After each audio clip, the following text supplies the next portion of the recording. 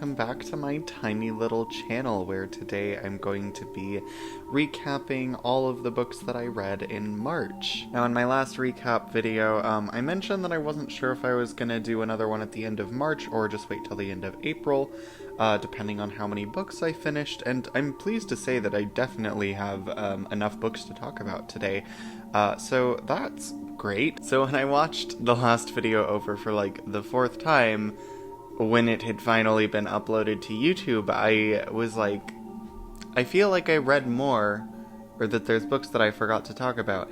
And I was correct, but I didn't forget to talk about them. I just forgot to add them into the video amongst all of the books that I was trying to talk about and keep it relatively short. So we're going to start off with those two that I forgot to mention in the last video today, and then we'll get into what I read in the latter half of March. So thank you for stopping by, and enjoy. The first book that I want to talk about today is The Deep by Nick Cutter, who is an author that you will be seeing more of today. It's a bit challenging to kind of briefly summarize what this book is about, but suffice to say that it takes place in an underwater research station at the bottom of the Mariana Trench that is looking for this gel substance that can cure anything. This being a horror book, however, things don't go well for the researchers at the bottom of the ocean, and they encounter something unspeakable. I have very mixed opinions on this book. I thought I was going to absolutely adore it just because anything set in the deep ocean is very up my alley, and there's some great body horror in here. What I love most about this book is the horror set pieces. They're very, very well done, very creepy, very disturbing, very gory, and there's some bonkers stuff that happens in here. There's just not a lot of cohesion between the set pieces. It's a lot of people just sort of sitting around and then things happen to them.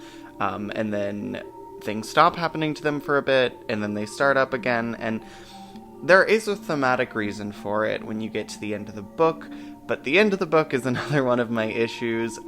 I think it over-explains. I did have a nightmare about this book, so clearly something about it dug its hooks into me, and I love the last line of the book, and like the last page is really, really good. I want to read it again. I think it's one that I have to give another shot, because my opinions on it right now are kind of all over the place. I'm glad I read it, and there's a lot in it that I would recommend, but it is not as good as The Troop. And the other book that I forgot to mention in the last video is a novella called Mapping the Interior by Stephen Graham Jones.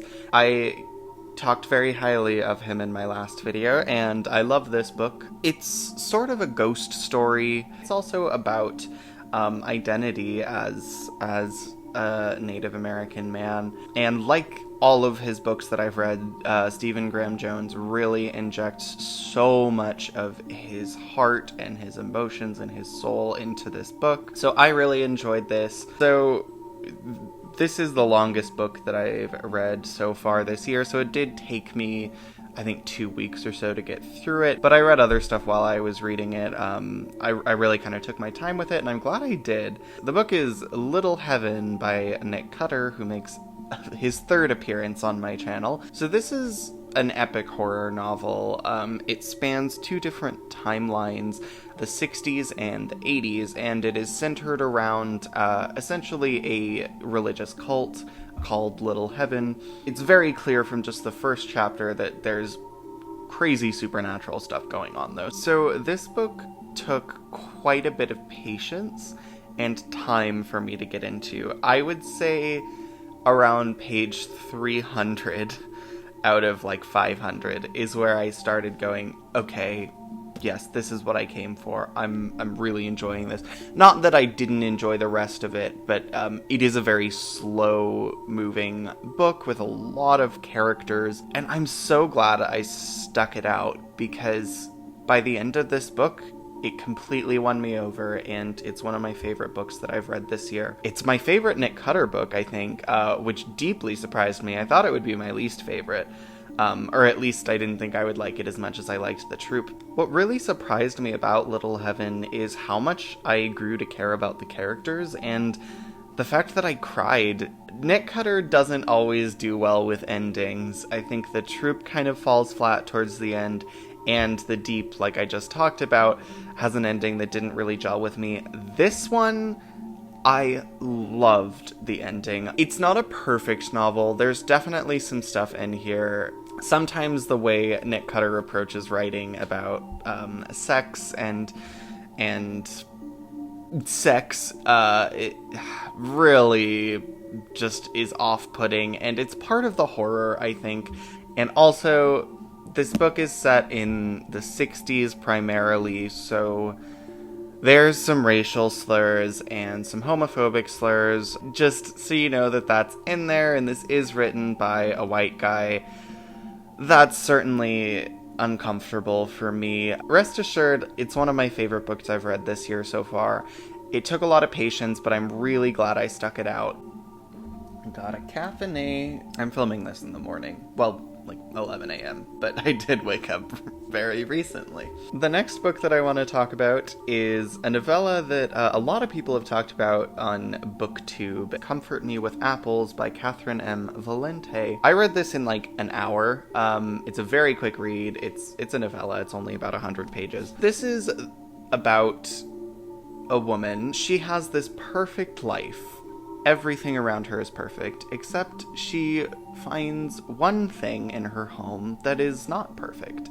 And this begins to spiral into finding other things that are not perfect, and things go from there. I really enjoyed it. I can see how people might be disappointed when it's revealed what's actually going on. It definitely keeps you guessing. I found it really unsettling, and most of that comes from people around the main character doing things that any sane person would find horrifying, but just not reacting to it, just it being a normal part of her existence. And that's something that I find like deeply unsettling. I really love the writing style. It's very decadent. In contrast to a different novella that I read this year, Nothing But Blackened Teeth, it feels like it's written in a certain way for the benefit of the story and not just to show off. When it gets to the reveal of kind of what's going on, the main character by the end is kind of robbed of any sort of agency because she's not discovering things on her own anymore. She's just being told things by other people. Maybe there is a thematic reason for that. I will say I recommend this book. I really enjoyed it. I read it in one sitting. Really captivated me. So yeah, Comfort Me with Apples. Really fun novella. Next, I read My Sister the Serial Killer by Oyen Braithwaite. This, despite the title, is not actually a horror book. I wouldn't even really call it a thriller. I guess it is in some ways, but what it really is a story about beauty and sisterhood. So, like the title suggests, this book is about two sisters, Corette and Iola. Iola has killed her past 3 boyfriends, citing self-defense, and Corette is her older sister from whose perspective the story is told. Corette helps Iola to hide the bodies and cover up the crime. She's really the mastermind behind it. Iola's kind of this aloof, irresponsible woman, and Corette is trying desperately hard to protect her. This is all stuff that happens, like, in the first chapter. Where the real story comes in is when Iola meets a doctor who works with Corette, who is a nurse, and that Corette is in love with. However, he only has eyes for Iola. So it's a really engaging story. This is a quick read. It's only about 200 pages. The chapters are short and very to the point. It jumps around in time quite a bit. It's written in such a clear and concise way that's also very beautiful and poetic. Despite the title, this is not a thriller. It's not a story about murder. It's not gory. It's not scary at all. It is about beauty. I think it's great. I really loved this book. Of everything I've read this year, it's something that I would recommend to everyone in my life. It's also written by a Nigerian woman, so if you're looking to diversify your reading habits a bit, this is a great one to pick up if you'd like to read some fiction from people of color. It'll definitely end up on my list of my favorite books that I've read this year. If it weren't 11 a.m., that would have been tequila because of what I have to talk about now. Crash by J.G. Ballard. If you're not aware of this book, keep it that way, honey. There is no reason to ruin your life now. Okay. So I love the movie Crash, which is David Cronenberg's adaptation of this book. I'm not talking about the one that won Best Picture. I have not seen that one. There's like 2 different Crash movies. You definitely wouldn't want to pick this one up if you're thinking it's the other one, because Crash is... It's about people who find sexual gratification in car accidents, in watching them and being a part of them. So it's a very boundary-pushing book. And, I hated it. And I know what you're thinking. You're like, well, of course, anyone sane, would not want to read erotica about car crashes. But that's not why I hated it. I don't, like I said, I love the movie. There's very little that's off limits for me in terms of subject matter, and I was really excited to read this. The reason I just could not stand this book is how repetitive it is. It's the same metaphors and comparisons used over and over again. I did refer to this as erotica. I don't think that's actually quite accurate. The intent of this book is not to arouse. The biggest reason that I believe that is that the language used when describing sex stuff is very clinical. The language, instead of using words like and he uses words like penis, semen, triangle. So if you're worried that this is like erotica for really up people, well, I guess it kind of is, but like, I think its intent is to disturb. At least that's what I got from the movie. Something about the writing style just like gradually got on my nerves, so that by the end I was like, I just want to throw this book against the wall. I didn't. I wouldn't recommend reading this at work, which is what I did. So, Crash, really disappointed with this. I wanted to love it as much as I love the movie, but boy, did I really not get on with it. If you love it, good for you. It was not for me. I didn't want to end 2 videos in a row with a lot of negativity, so I squeezed in another book. Technically I read this at the beginning of April, but whatever. I finished it by the time I'm filming this, so it would be weird to not talk about it, I think. And it is another Junji Ito, Gyo. This was a lot of fun. This is about fish with legs. It makes an interesting parallel with Uzumaki, because Uzumaki is a very episodic experience. You meet a new character, something weird happens to them, and then you move on. And like towards the end, it starts to build into more of an actual narrative. Gyo is much more narratively focused, and it goes to some weird places that I did not expect. Halfway through, the main character just randomly falls into a coma and wakes up a month later, and it's like, things are completely different now. I enjoyed the artwork as much as I did in Uzumaki. There's not as much body horror in this one, but what is there is really good. So yeah, I would recommend it, especially if you liked Uzumaki. I mean, I feel like I'm way late on the train of like recommending Junji Ito to people, because everyone's done that. Everyone's read Junji Ito. At least everyone in the horror circle or the manga circle. Up till now, that is the last book that I have finished. So you're all caught up. By the end of April, I'll just be talking about what I read in April.